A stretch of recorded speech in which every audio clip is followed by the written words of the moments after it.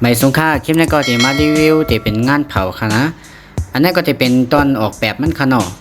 ตอนเขาติดซักใหม่ๆนั่นค่ะ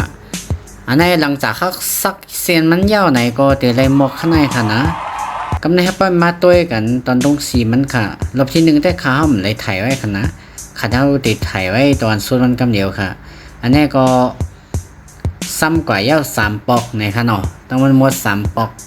อันนี้ตอนสุดท้ายตอนยาวมันค่ะนะตอนออกแบบมันซ้ำแต่เป็นนั้นได้ค่ะขาวจันจันทางมันออกแบบยาวก็ซ้ำจอมเซียนมันค่ะเนาะในก็ยาวกว่ายาวค่ะ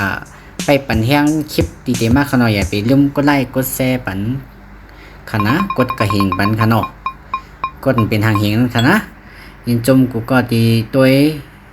แหล่ปั่นแห้งแหล่กดไลค์ยินจมค่ะมาส่งค่ะ